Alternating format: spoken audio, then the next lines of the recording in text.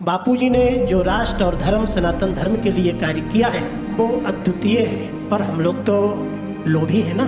तो अभी जो बीच में युवा में विकृति हम सबको देखने को मिल रही है, उसको रोकने में बापूजी के आशीर्वचनों का बहुत योगदान है। पितृ पूजा क्या होती है, ये तुलसी की पूजा, गंगा की पूजा, गायत्री की पूजा हमें सदग्रंथों ने, रामायण ने बताया है, पर हम वो स्वयं अपने आप से जान नहीं सकते। वो बापूजी के मुख से हम सब लोगों ने श्रवण किया। निश्चित रूप से सनातन धर्म के लिए बापूजी अविस्मरणीय है।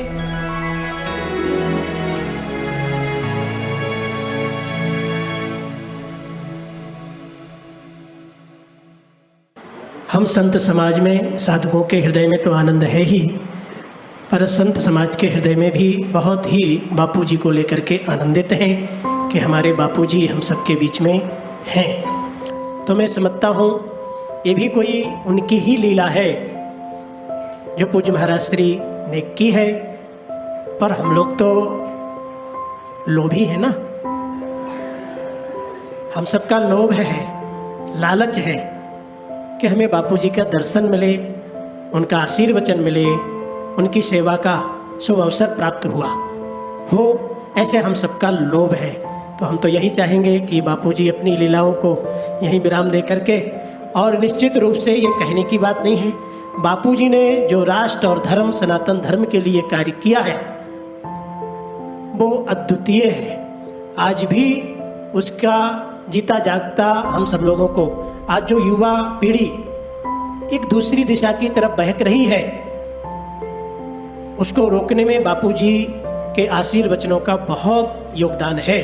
और मैं समझता हूँ निरंतरता, ये जो बीच में गैप हुआ है, अगर ये निरंतरता चलती रहती तो अभी जो बीच में युवा में विकृति हम सबको देखने को मिल रही है, शायद ये भी देखने को नहीं मिलती।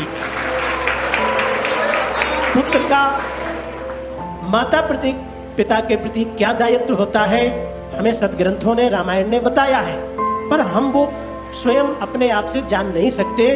वो बापूजी के मुख से हम सब लोगों ने श्रवण किया। पुत्र का धर्म क्या होता है, मातृ पूजा क्या होती है, पितृ पूजा क्या होती है, ये तुलसी की पूजा, गंगा की पूजा, गायत्री की पूजा, अनेक ऐसे सेवा प्रकल्प और जो है समाज में प्रेरणा देने वाले कार्य बापूजी ने किए हैं। निश्चित रूप से सनातन धर्म के लिए बापूजी अविस्मरणीय है।